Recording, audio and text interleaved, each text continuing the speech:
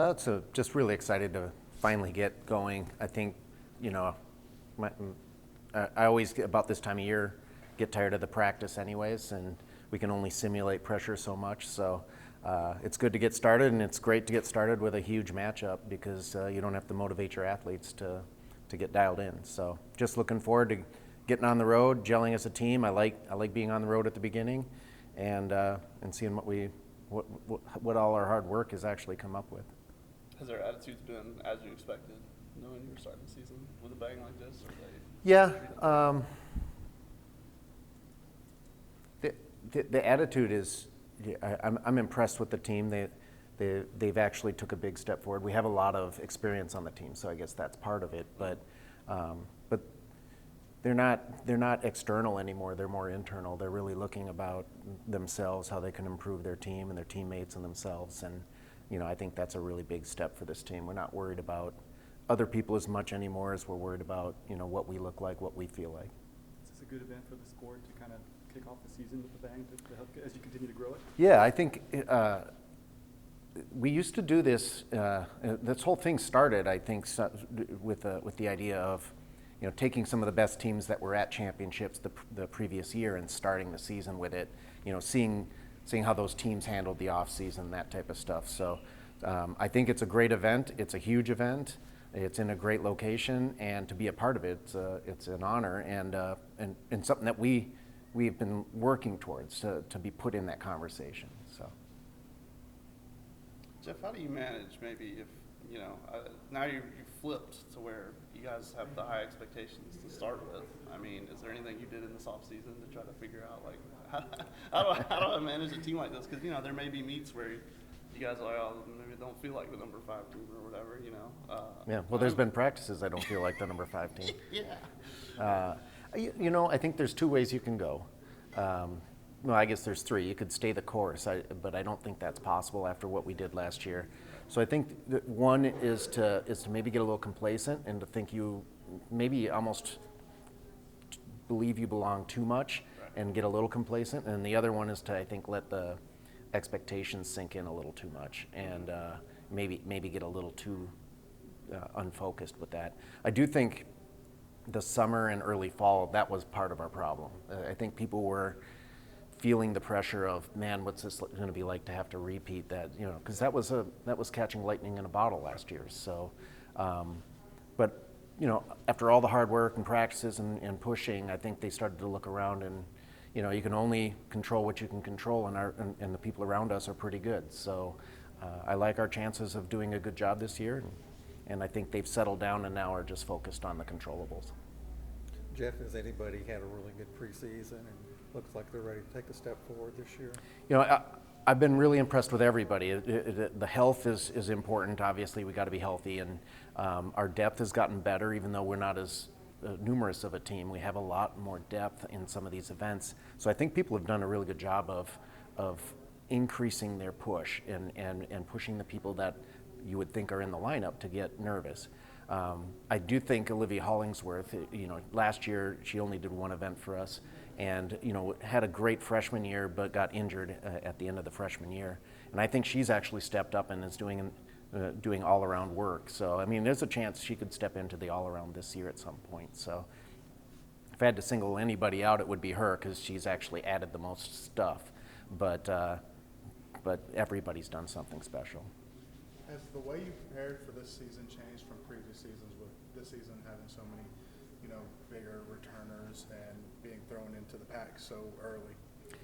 I don't know if it's changed. It's actually the communication's been more effective. It's a little bit different when you're at the Final Four to talk about what it would take to win, what it would take to be at the Final Four. I think we went in last year. We were at the Final Four with a bunch of teams that had won more national championships than we had appeared in finals. It's a little easier for other teams at that point to tell themselves, what to expect, what are the standards, what it's like on that final day. And for us to experience it, I think it gave us a touchstone, something to communicate about. So I think it's made it easier to communicate to the team. It's not this abstract concept of what it would take to make it to the finals and to be good at the finals. So That's been the biggest change in training.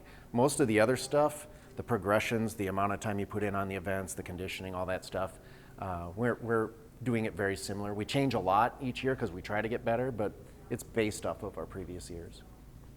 Who are you looking at for ball? To step up? Yeah, it's Drew's spot. Yeah, we've got 4 good vaulters. We started last year with 4 10-0 vaults, and we were able to add a 5th halfway through. And we didn't add our 5th till Cassie started doing it mid-season. And I think Olivia Hollingsworth is capable of throwing a 10-0 vault. She's been competing it in our inner squads. It's a different animal to put it on real equipment in a pressure situation. We're going to have to pick our battles. I think she's capable of stepping up. We've worked some of the other girls on 10-0 vaults, but right now it's the concept is it has to beat the 995 that has a good score. Right. And sometimes that's not the case. Sometimes a good 995 is going to be fine. So I think we'll be fine on vault. If we stay with the 4, we're going to have Olivia, Sophia, Addie Sabados, Ananda Brown. These guys have been working really hard to be those 995 options. Right.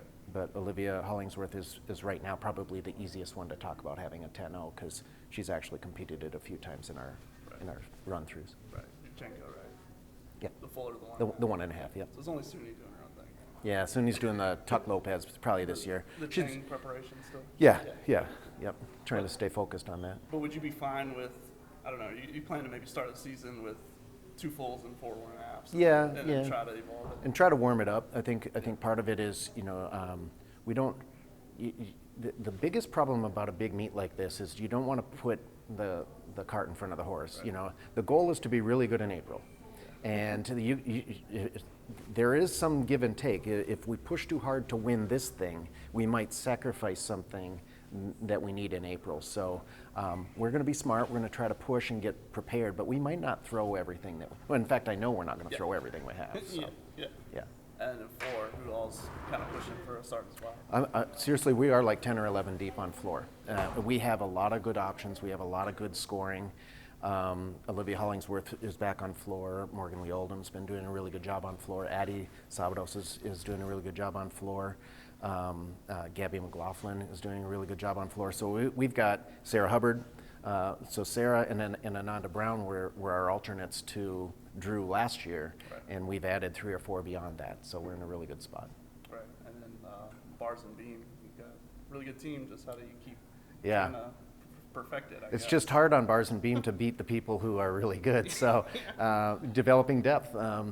Aria still is not back on bars yet. The goal is she's working bars. We'll try to get her in by the end of January. But that, in our estimation, that opens up some opportunities. We need to see under pressure what other people can do. So, I think on each event we're going to be not doing something that we will be doing in February or end of January at this first meet. We'll be intentionally holding back to prepare other people, but also to make sure that when we do throw it, it's fully ready. Cassie mentioned an adjustment to code, I guess. Has everybody been able to make whatever adjustments they need to make? Are you feeling good about that? Yeah, I think we're pretty good about it. I mean, I think everything changes when you're in an arena and TV cameras are on you and there's fans in the stands. So what looks good here? I hesitate to say I know what's going to happen. I don't know what's going to happen. I feel really good about where we are, but you got to get a couple of these under your belt, and let's go out there. Let's see what happens, and let's make some changes when we need to make some changes. But the code, that's not an issue. Everybody has to deal with the code. Everybody is dealing with the same changes that we're dealing with. So who deals with it the best is probably going to be more effective.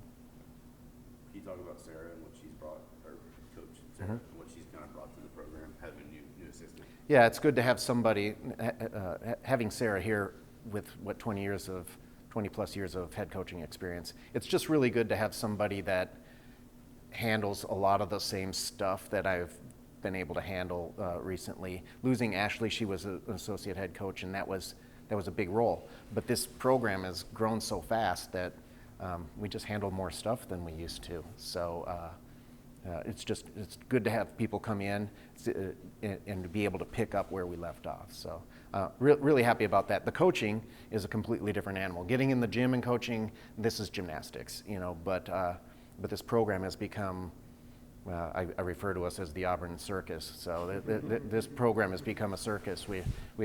I wasn't ready for fandom like we're seeing. So excited about it, but we need more people to help, like Sarah. Hey, is Suni, are you on bars? Is she letting loose and doing more elite stuff now? Yeah, I mean that's part of the deal. Is we got to be smart. We want her ready for the for our postseason. We want her to be really good for our postseason, and then we want to turn her loose right into the qualification procedures. So we've been doing a lot of communicating. The good thing is I typically will talk to her other coach periodically. Being my brother, sometimes we're arguing about the Vikings, but other than that. But generally speaking, the goal is she's going to throw more than she has to throw, but she has to be really good about it, and she has to be really clean. The team's on board with this. She's on board with this. We're preparing her for another Olympic run, and Auburn's capable of helping, and that's what we're going to do. But yeah, what you're seeing out there, she's probably going to be throwing an 11 start value routine on some of these events, and our goal is to make it so that it's just as good as everybody else's. So.